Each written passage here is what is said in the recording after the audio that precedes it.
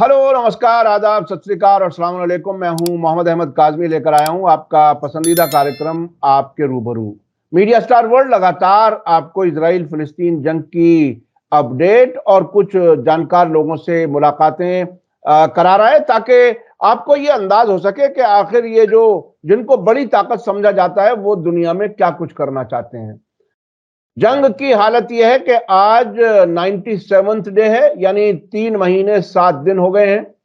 अब अमेरिका के foreign minister पूरे इस इलाके के कई मुल्कों का दौरा करने के बाद कह रहे हैं कि इसका हल तब तक नहीं हो सकता जब तक 2 स्टेट सॉल्यूशन ना हो। लेकिन साथ साथ वो 2-3 बातें कह रहे हैं जो बहुत ही दिलचस्प है। वो ये कि एक तो ये कह रहे हैं कि गाजा के लोगों को गाजा में रहने का हक है, उन्हें बाहर नहीं निकालना चाहिए, जिसको इजराइल नहीं मानता। इजराइल कहता है कि सबको यहां से चला जाना चाहिए। दूसरा ये कि जब तक फिलिस्तीन स्टेट नहीं बनेगा, बनने की बात वो नहीं कह रहे हैं, बहुत ही टेक्निकल अंदाज में बात कह रहे हैं ताकि गोलमोल बात रहे और आप ये समझें कि फिलिस्तीन स्टेट बनने वाला है और वो वादे करके भाग जाएं। तकरीबन ऐसी हालत है। इजराइल बिल्कुल उसके लिए कमिटमेंट करने के लिए तैयार नहीं है। जंग शुरू होने के बाद एक कैबिनेट मीटिंग से एक खबर लीक हुई थी जिसमें नेतन्याहू ने कहा था अपने मिनिस्टर से कि 2 स्टेट सॉल्यूशन की आप बात करना बंद कर दो। तो ये सूरत हाल है। दूसरी तरफ हमास, हिजबुल्लाह, हूती, हजर शाबी, ईरान, ये बहुत ही मजबूती से बिहेव कर रहे हैं और ऐसा लगता है कि बिल्कुल आर पार की जंग है। ईरान के कुछ लीडर्स तो कह रहे हैं कि ये खात्मे की तरफ बढ़ रहा है इजराइल। लेकिन बहरहाल क्या कुछ हालात हैं, क्या है, ये समझने के लिए मेरे साथ खास मेहमान हैं, सीनियर जर्नलिस्ट जॉन दयाल साहब, जो एक लंबे अरसे तक विदेशों से रिपोर्टिंग करने का तजुर्बा और कई जंगें कवर करने का तजुर्बा। अब तक आपसे कई बार मैं मुलाकात करा चुका हूं। इस जंग के शुरू होने के बाद तकरीबन हर हफ्ते मैं कोशिश करता हूं उनसे बात की जाए ताकि ये समझा जाए कि जंग अब कहां पहुंच रही है। जॉन दयाल साहब, वेलकम है आपका। मीडिया स्टार वर्ल्ड को आप वक्त दे देते हैं, उसके लिए बहुत बहुत शुक्रिया।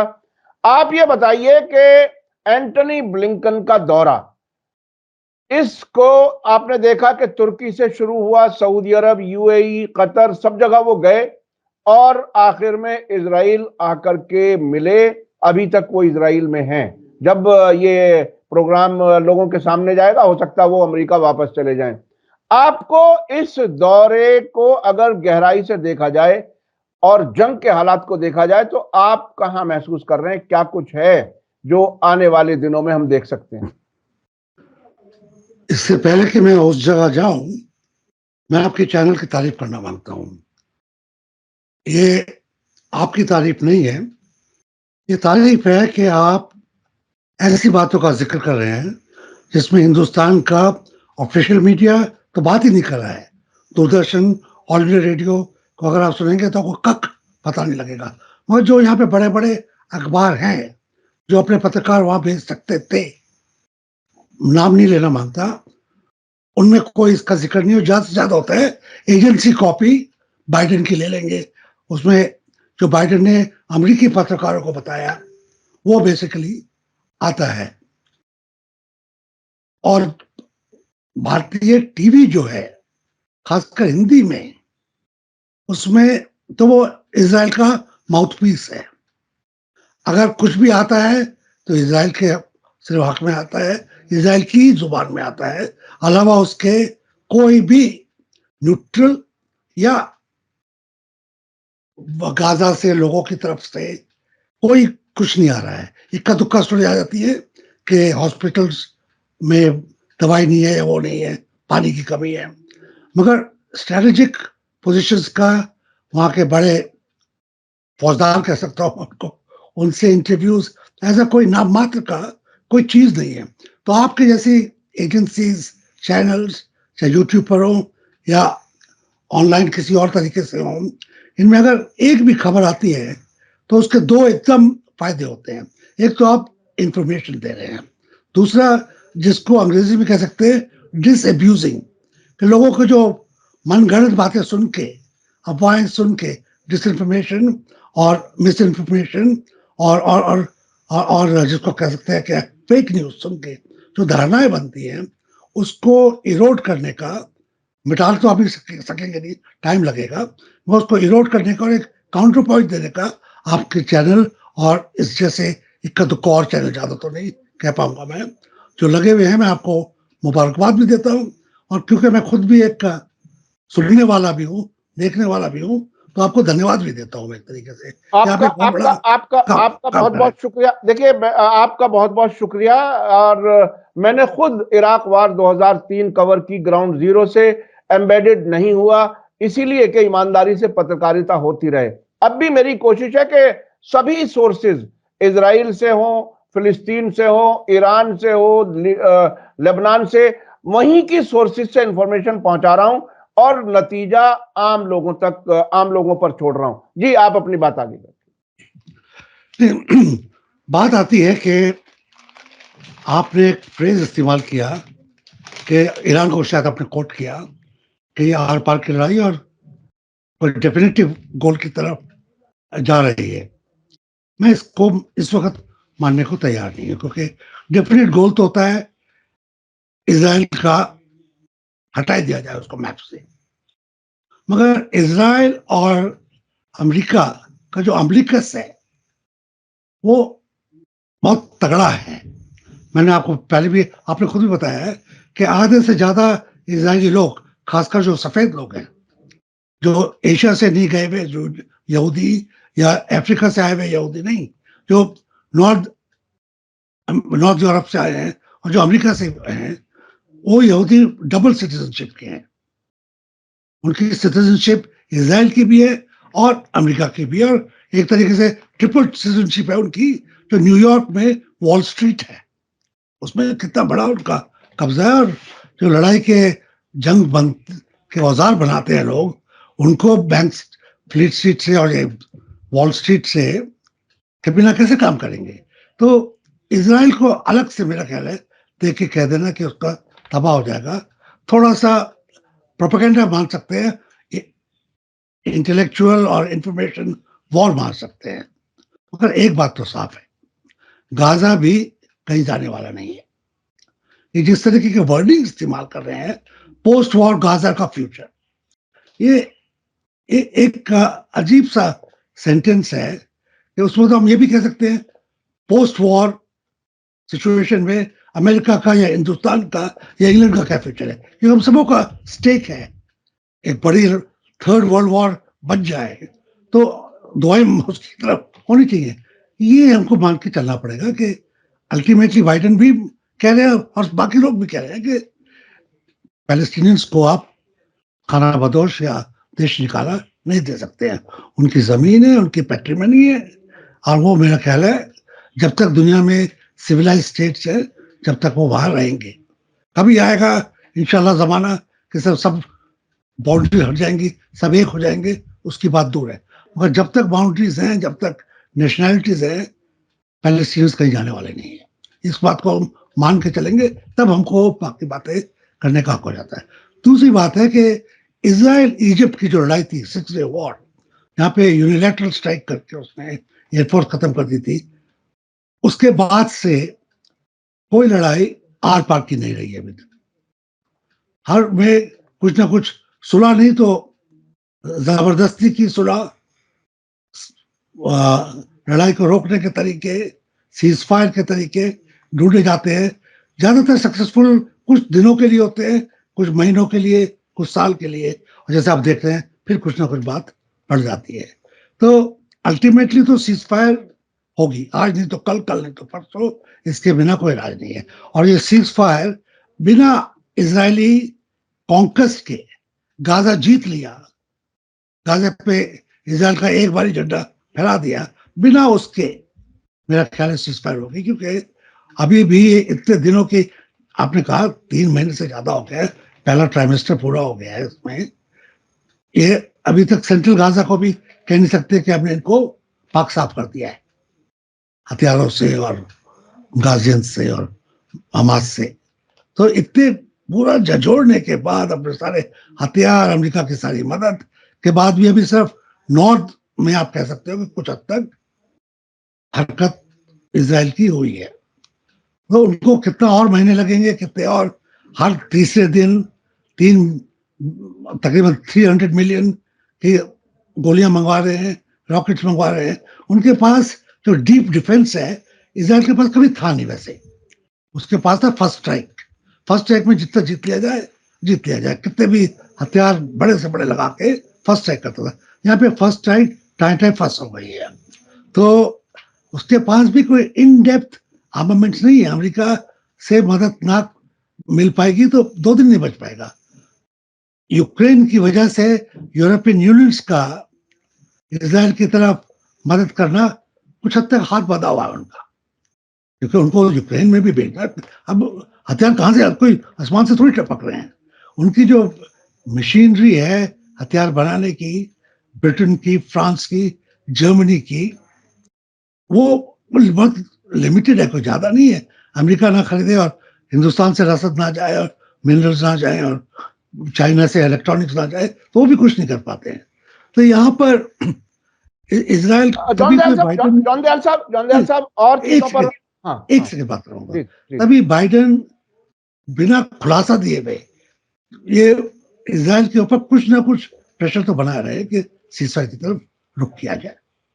जॉन दयाल साहब, आपने बहुत सी बातें की। इसके अलावा मैं अभी एक तो ये कि याद दिला दूं अपने दर्शकों को कि इजराइल ने अपनी 5 ब्रिगेड्स गाजा से वापस बुला ली हैं, और जो बाइडेन ने भी कहा है कि वो इजराइल को समझा रहे हैं कि वो गाजा से बाहर निकल आए।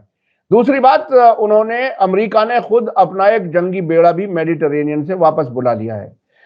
इस सब के दरमियान जो ये अमेरिकी फॉरेन मिनिस्टर की विजिट है, मैं थोड़ा सा उस पर ज्यादा कुछ समझना चाहता हूं कि आप इस विजिट को कैसे देख रहे हैं। जितने भी मेन प्लेयर्स हैं इजराइल और हमास कोटा के, बाइडेन पिछले 2-2.5 महीने में, मैं तो गिनती भूल गया कि कितनी बार इलाके में आए हैं। कभी बिना इजराइल के गए हुए और कभी इजराइल के होते हुए भी।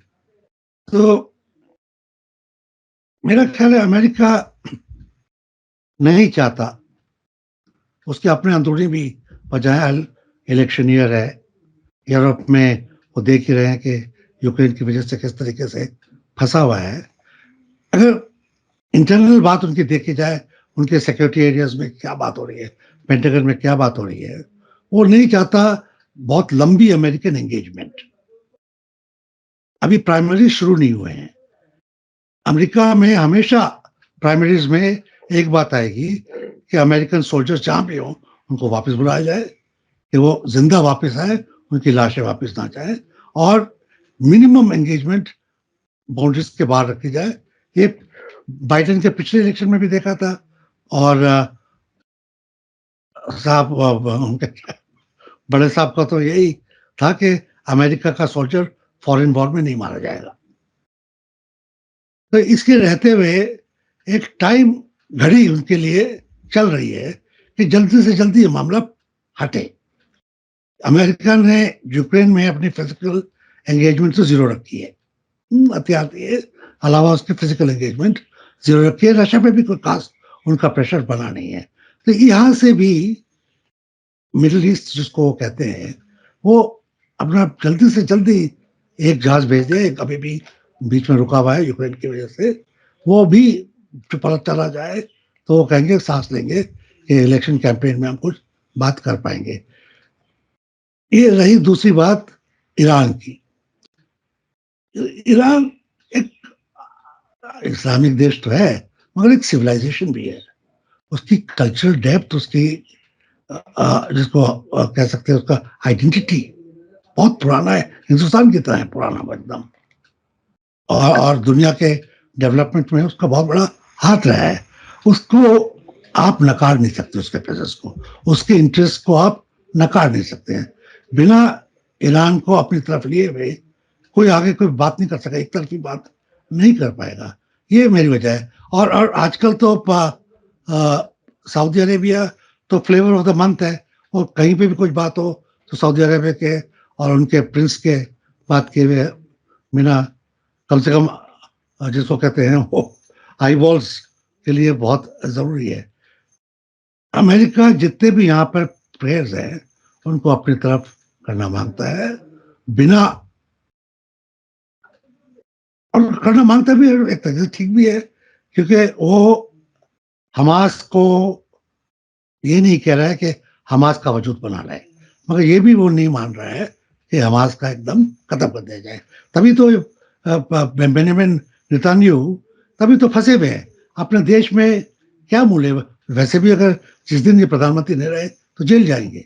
इनके पास जब आप कह रहे हैं कि अपने मंत्रियों से कह रहे हैं कि टू स्टेट की बात ना करो ना करो, इसके अलावा वो क्या कर सकते हैं? मैं प्रधानमंत्री वो अकेले नहीं है जो इस दुविधा में है, दूसरे देशों के भी प्रधानमंत्री उससे भी बड़ी दुविधा में है। अच्छा अच्छा, जॉन दयाल साहब, दो अहम बयानात हैं। एक तो इजराइल में पहुंच करके एंटनी ब्लिंकन ने, अमेरिकी फॉरेन मिनिस्टर ने यह कहा है कि पड़ोसियों के साथ अमन हुए बिना फिलिस्तीनी स्टेट नहीं बन सकता। एक और बयान आया, यानी उनका कहना तकरीबन यह है कि पहले अमन हो, यानी पहले नॉर्मलाइजेशन हो, उसके बाद फिलिस्तीनी स्टेट बने। ये बिल्कुल तकरीबन ऐसा जैसे मुर्गी पहले या अंडा पहले। दूसरा एक बयान सऊदी अरब के एम्बेसडर यूके में, उन्होंने बीबीसी को एक इंटरव्यू दिया है। उन्होंने कहा है कि वो उनका मुल्क अब भी गाजा जंग खत्म होने के बाद भी इजराइल के साथ नॉर्मलाइजेशन के लिए इच्छुक है, ख्वाहिशमंद है। ये ऐसे वक्त में आया जब एंटनी ब्लिंकन ने सऊदी अरब का दौरा किया और उसके बाद वो इजराइल पहुंचे।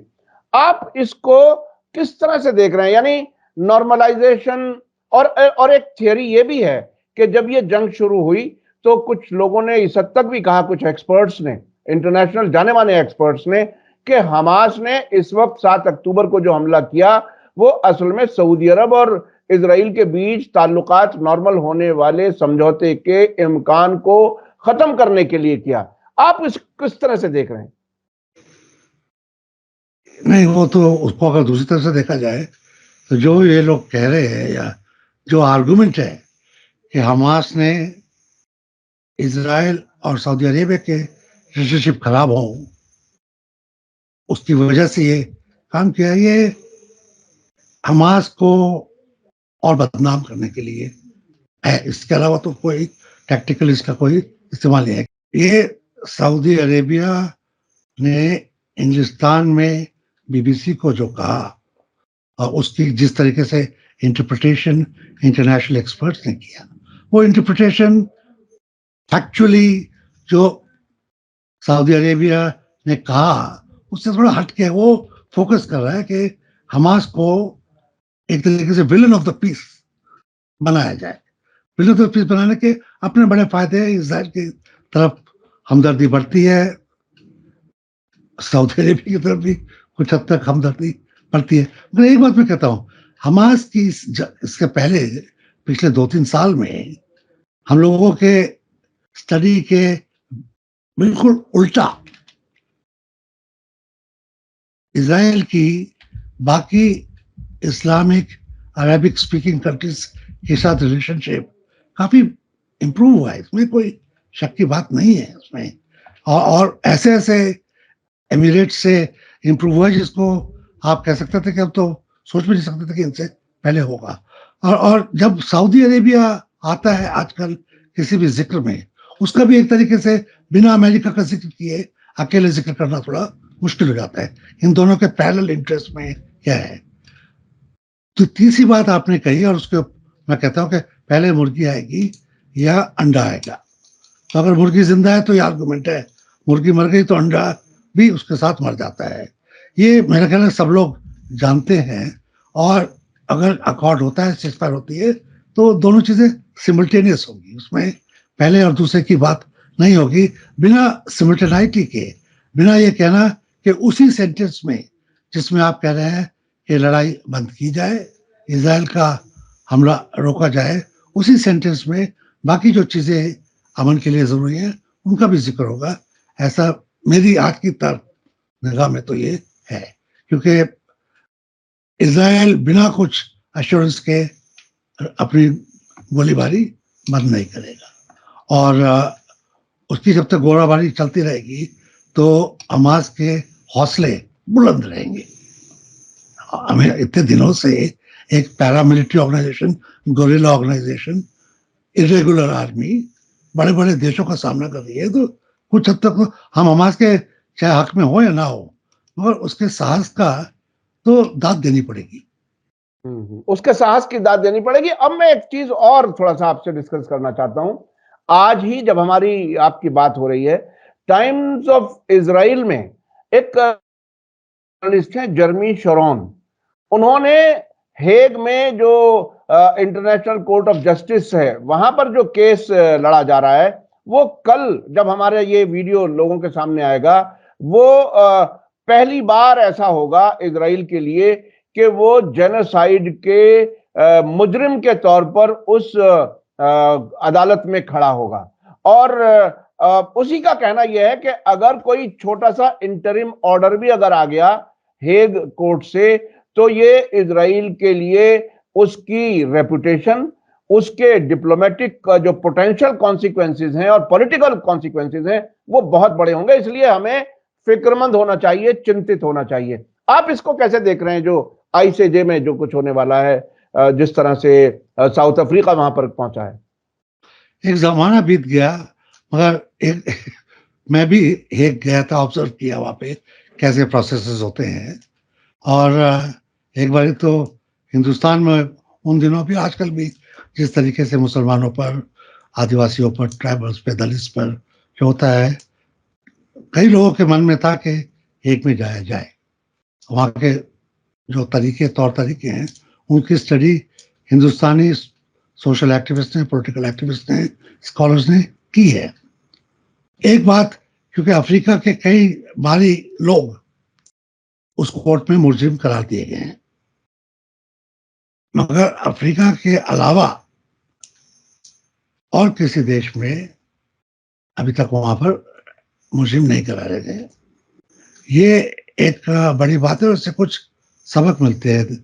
ये सबक पहला मिलता है कि इंटरनेशनल फाइनेंशियल सिस्टम जिस तरीके से एक तरफा है, इंटरनेशनल जुडिशियल सिस्टम भी उस तरीके से एक तरफा है। ये एडमिट हुआ, इतने देशों की अपील के जिक्र किया जाए, ये एक बहुत बड़ी गनीमत है। और इसका एक तरीके से आज की तारीख में इसको एक जीत मानना चाहिए, क्योंकि उसका जो डॉक्यूमेंटेशन हुआ है, उस पर जो रीडिफाइन करना पड़ेगा कि जिनोसाइड होता क्या है। कि आप एक एक करके पूरी पॉपुलेशन खत्म कर दें और जिनोसाइड नहीं हुआ हो, या जब तक गैस चेम्बर्स में ना लाखों की तादाद में डाला जाए जिनोसाइड नहीं होगा क्या? तो ये जो टेक्निकलिटीज हैं जिनोसाइड को साबित करने के लिए, उसको अगर ठीक से देखा गया, चाहे डिसीजन आए या ना आए, तो वही मेरे ख्याल में बहुत बड़ी बात होगी। हम लोग जो एक्टिविज्म में है, अभी हिंदुस्तान का भी जैसे जिनीवा में आता है हर 4 साल बाद जिक्र, हर देश का आता है 4 साल बाद जिक्र, इजराइल का भी वहां पे बात होती है, तो वहां पे जिक्र हो जाए तो एक तरीके से चौराहे पे चप्पल तो चली गई ना। उसका बहुत बड़ा इंटरनेशनल तरीका होता है, और हौसला अफजाई होती है कि इजराइल की जीनोसाइडल टेंडेंसीज जो पिछले 70 साल से ही, आप कह सकते हैं शुरू से ही है, कोई आज की तारीख में नहीं है। तो जीनोसाइडल टेंडेंसीज के ऊपर इंटरनेशनल दोबारा जिक्र होगा और वेस्ट के सीने पे डाल डाली जाएगी। ये जो है, ये अपने आप में बड़ा बात है, और इसको मैं सैल्यूट करता हूँ एक्टिविस्ट को, उन देशों को जो इसको इश्यू को कम से कम डिस्कशन के लिए तो ले गए हैं। अल्टीमेटली वो भी एक तरीके से सिक्योरिटी काउंसिल की तरह है। वीटो पावर्स डायरेक्टली इस्तेमाल नहीं होती हैं, इनडायरेक्टली इस्तेमाल हो जाती है। अच्छा, आखिरी सवाल, क्या उन दो नजरियों के गैप को क्या वो, यानी अमेरिका क्या पूरा कर सकेगा, जहां एक साथ ये कहा जाए कि गाजा के लोगों को गाजा में रहने का हक है, दूसरी तरफ कहा जाए कि नहीं, वो पूरी तरह से गाजा को खाली करना चाहते हैं। एक तरफ कहा जाए कि 2 स्टेट सोल्यूशन हो, फिलिस्तीन स्टेट बने, दूसरी तरफ कहा जाए 2 स्टेट सोल्यूशन की बात ही ना करो। तो ये जो गैप है बहुत बड़ा, क्या ये गैप कभी पूरा हो सकेगा? हम और आप दोनों ही काफी देर से, काफी दिनों से पूरी दुनिया डिस्कस कर रही है। हिंदुस्तान में भी हम लोग डिस्कस करते हैं, माइनॉरिटीज का क्या असर होगा। तो जिस तरह यहाँ पर 20 करोड़ मुसलमानों को और 3 करोड़ ईसाइयों को और 2 करोड़ सिखों को बे ऑफ बंगाल में और अरेबियन सी में तो नहीं डुबा सकते ना। पैलेस्टीनियंस को उनका मदरलैंड से हटाना 70 साल हो गए हैं, कोई नामुमकिन बात है, नामुमकिन बात है। कितना भी उनके ऊपर सताव रहेगा, उनका जो एक आइडेंटिटी है as a people, as a state, as a nation, वो रहेगी। एज अ गवर्नमेंट उथल पुथल होती रही है, मगर उनकी औकात के ऊपर तो कभी किसी ने कोई जिक्र नहीं किया उनके, कि वो एक नेशन है, एक पीपल है, उसके ऊपर तो किसी का कोई शक नहीं है। और मेरे ख्याल है अपने जब इनके अंदरूनी बातें होती होंगी, इजराइल भी क्या सोचता होगा कि ये तो है, इनको इनके साथ किस तरीके से रहा जाए, वो किस हद में अपनी अफसरी झाड़ पाए, उसके ऊपर अपना पावर में कंट्रोल में रख सके, वो तो रहेगा। मगर पैलेस्टीनियंस रेफ्यूजी तो अभी 50 साल से ज्यादा से रहे हैं, गुलाम नहीं है। और वहां पर अगर टू स्टेट आप नहीं मानेंगे तो एक लोग, पूरा नेशन सबसर्विएंट रहेगा दूसरे लोगों के ऊपर, गुलाम रहेगा एक तरीके से, सेकंड क्लास सिटीजन रहेगा एक तरीके से। और इसको हम बाकी जगह भी, इजराइल अकेले जगह नहीं है जहाँ पे इस तरीके की सिचुएशन आ जाती है, मगर क्योंकि यहाँ पर दोनों कौमें पुरानी है, उनके एक कहते हैं कि उनको खुदाई हक है, दूसरा कहता है कि हम तो वाकई यहीं पे पैदा हुए हैं और यहीं पे बड़े हुए हैं, कहाँ जाएंगे। इसमें मेरा ख्याल है टू स्टेट अल्टीमेटली आज नहीं, कल नहीं, परसों नहीं, ये लंबा अभी चले तो बात है। आज की तारीख में हम सब लोगों को जो शांति पसंद है, हमारा एक तरीके से जोर देना है साइकोलॉजिकल, इंटरनेशनल, कि सीज फायर जल्दी हो और उसके बाद गाजा का रिहैबिलिटेशन हो उन्हीं लोगों में जो वहां थे। ये नहीं कि आप गाजा खाली करके वहां पे इजरायली कॉलोनी बना देंगे या वहां पे कहेंगे बाकी कोई लोग यूक्रेन से आ जाओ या कहां से आ जाओ, ऐसा थोड़ी होगा। आपको जो तोड़ा है आपके बम्बों ने, उसको रिबिल्ड करना पड़ेगा। वहां के अस्पताल, वहां के स्कूल, वहां के रेसिडेंशियल एरियाज को रीप्लान करना पड़ेगा। आप अमेरिका और सब मिलके ये कह सकते हैं कि जो सुरंगें बनी थी उनको सील किया जाए। सुरंगें आज आप सील कर देंगे और अगर आपने अपना टेंशन नहीं रोका तो सुरंगें फिर बन जाएंगी। तो ये सब चीजें जब लोग सोचते हैं, जो वहाँ के जनरल्स हैं, सिविल पॉलिटिशियंस हैं, वहां पे नेतान्याहू एक डिक्टेटर नहीं है, ये नेतान्याहू भी जानते हैं और हम भी जानते हैं। जी, ये नेतन्याहू डिक्टेटर नहीं है, जिद्दी हैं बजाहिर, जो लगता है कि जिद बहुत है उन्हें। बहुत बहुत शुक्रिया जॉन दयाल साहब, आपने हमें वक्त दिया और इतनी गहराई से मालूमात फराहम की। जिस तरह से जंग हो रही है उसमें पूरे यकीन से ये कहना बड़ा मुश्किल होता है कि कब सीज फायर हो जाएगा, लेकिन हालात तकरीबन सीज फायर की तरफ बढ़ते हुए नजर आ रहे हैं। अभी जो खबरें हैं अभी तक की, वो हमास अपने लीडर के मारे जाने के बाद बात करने के लिए तैयार नहीं है। जो आखिरी अब तक जो खबर आई है, कतर के प्राइम मिनिस्टर ने कहा है आने वाले वक्त में क्या कुछ होगा हम देखेंगे, बताएंगे, आप तक अपडेट पहुंचाने की कोशिश करते रहेंगे। इसी के साथ मुझे दीजिए इजाजत। धन्यवाद, शुक्रिया, जय भारत, जय हिंद। मीडिया स्टार वर्ल्ड के और वीडियो देखने के लिए हमारे चैनल को सब्सक्राइब करें और सीधे नोटिफिकेशन पाने के लिए बेल आइकन दबाएं। और अगर हमारी खबर सच्ची और अच्छी लगे तो अपने व्हाट्सएप, इंस्टाग्राम, फेसबुक और ट्विटर अकाउंट पर जरूर शेयर करें।